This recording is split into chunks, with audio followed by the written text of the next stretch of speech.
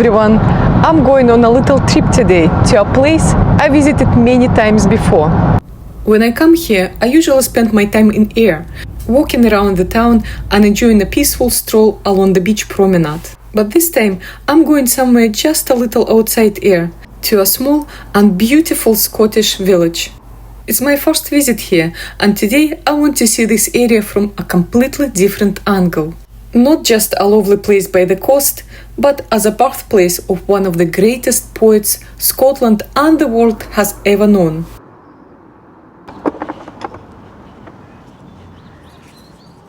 This poet was born here, in this cottage, and lived only 37 years, but left behind the world that travelled far beyond Scotland. His poems were translated into many languages and loved all over the world. And here's a red rose.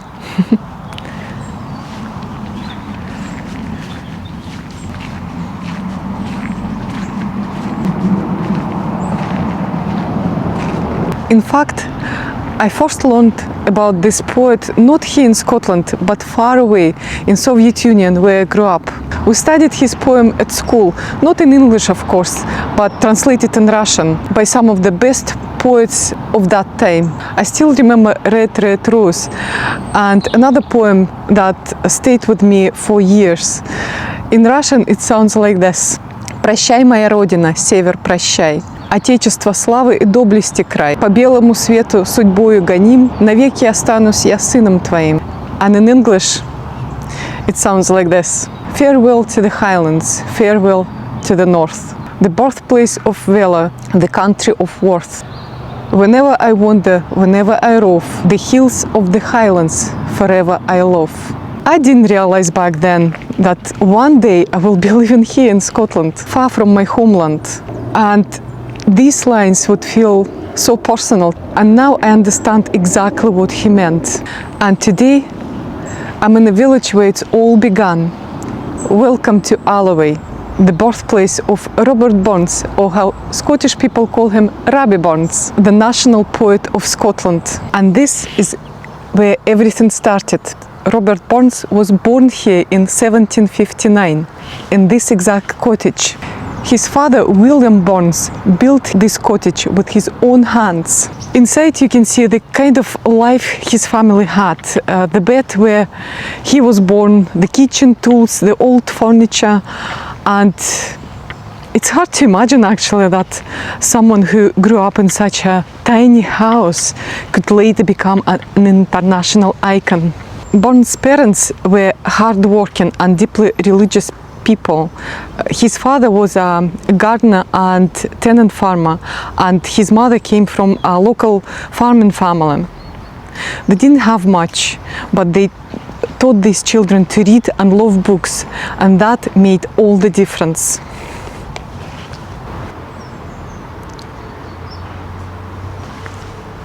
And here's the education pavilion with some galleries and activity rooms, and check out these stained glass windows with his portrait. How beautiful it is. Such a beautiful work of art.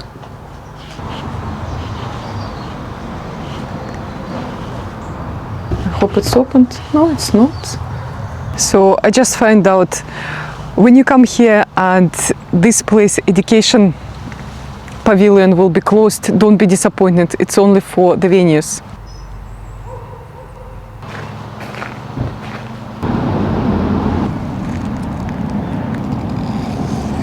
This sculpture shows Shanter on his horse Meg, characters from one of Robert Burns' most famous poems.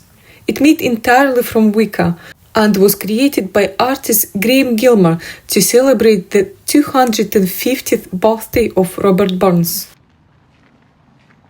So the admission was £12. Not much to see, to be honest, in here, but it's also included another museum and archive collection. So let's go there next. It's actually quite lovely village, From Glasgow Central to Ayr, it takes about an hour on a train, and from Ayr, it's just a short ride by bus or a taxi. A walking path leads through Alloway. It's called Poet's Path, and along the way you can see sculptures and art inspired by Burns.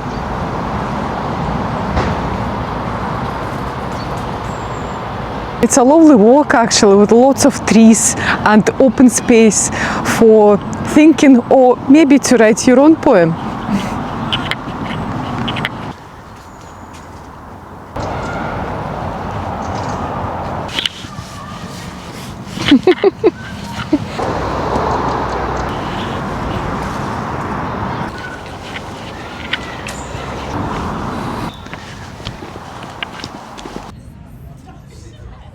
Our next stop is Burns Birthplace Museum.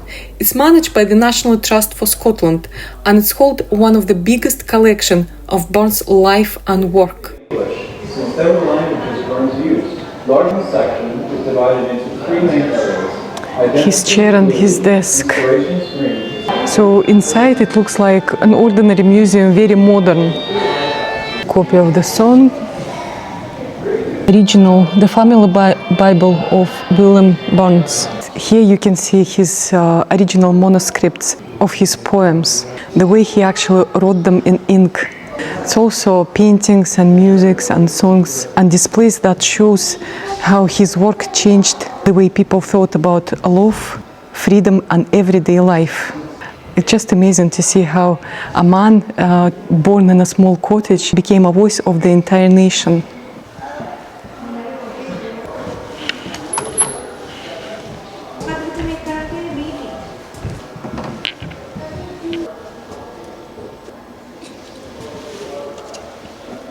Let's make a wee note, huh?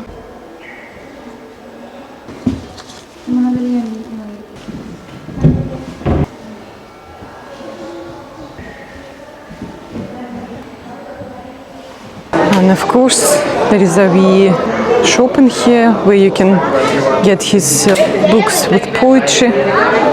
This one is £3.50, and the bigger one, his biography, £19.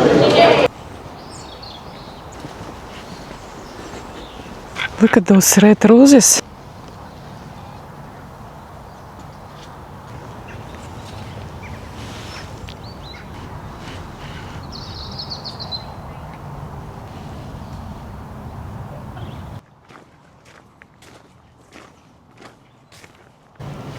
Just a short walk from the museum is the Burns Monument. It stands tall above the River Doon, surrounded by the peaceful gardens filled with flowers and statues.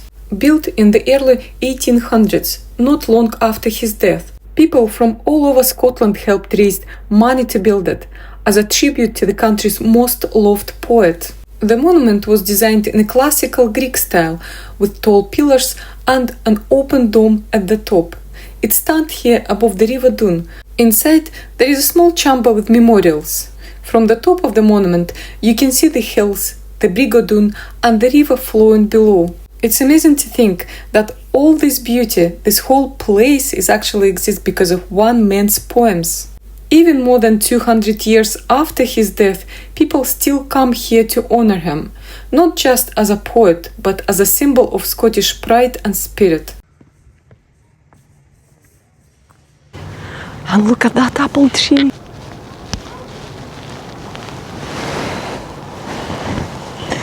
A little gift from Rabbi Burns.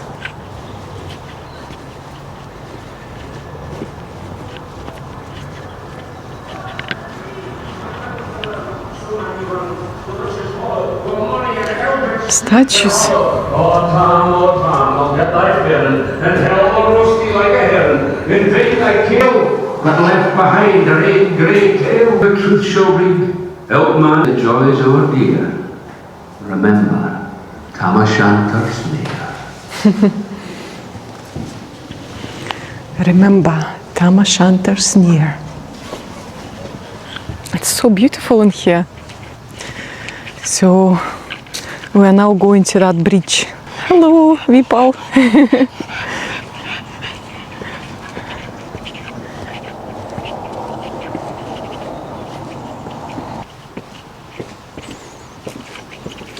And just nearby here is a Brig Doon, the old stone bridge that crosses the river Doon. This is where Tom escaped from the witches crossing this bridge. This bridge is actually over 500 years old, and it's one of the most famous landmarks in Scotland. It's so peaceful here with this river flowing under the bridge. Perfect spot for photos and quiet moments. You can't catch me, you witch. You can't catch me, you witch. You can't cross over water now. I will throw an apple at you. Well, I guess I'm not the witch then. I can cross the river. Look how beautiful it is.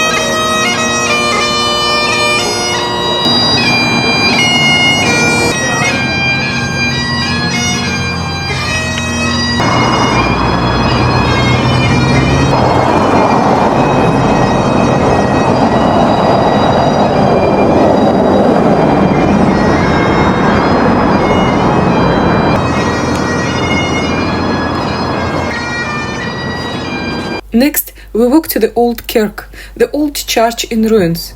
It appears in one of the Burns' most famous poems, Tam o' Shanter. In the story, Tam rides past this very church on a stormy night and sees witches dancing inside. Standing here with the wind and the trees, you can almost imagine that spooky scene. This is the grave of William Burns, Robert Burns' father. He is buried here in the old kirkyard in Alloway. On the back of the gravestone, you can see the inscription written by Robert himself, a son's tribute to his father. The original memorial stone has been weathered over time and was even damaged by souvenir hunters. The stone we see today is a replacement, and the wording is slightly different from the very first one. Still, the spirit of Robert's words remains, a touching reminder of bond between father and son. You can scan this barcode to listen to Tam o' Shanter poem.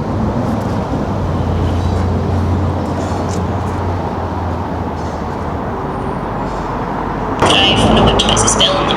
But again to your left that you've never heard. Pull up that wee stool and mind you didn't stop peeling those tatties. And I'll flick to myself that miserable with baby ends. But this time I've been caught. And now let me read you a few lines translated in Russian first. Как жалок шут на троне короля, как глуп народ, который то позволил. And now a line from the original poem. We are bought and sold for English gold, such a parcel of rogues in a nation. These lines might sound very different, but they share the same idea. In the original, Burns was furious with the Scottish nobles who betrayed their country. He said they sold Scotland for English gold, after a century of fighting for independence.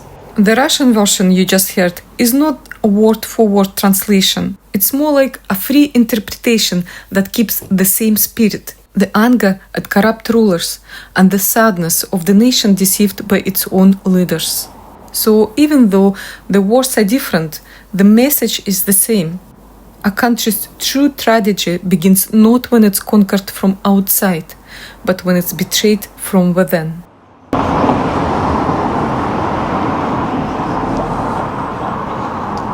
Robert Burns lived only 37 years, but his word never died. He fathered 12 children from 4 different women.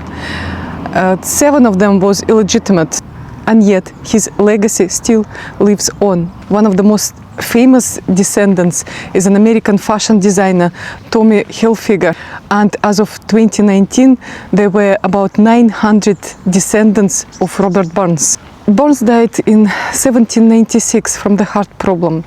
He's buried not in Alloway, but laid to rest in Dumfries. in the Burns Mausoleum, where people still come to pay this respect. His poetry travels across times and borders, from Scotland to Russia and now back here again.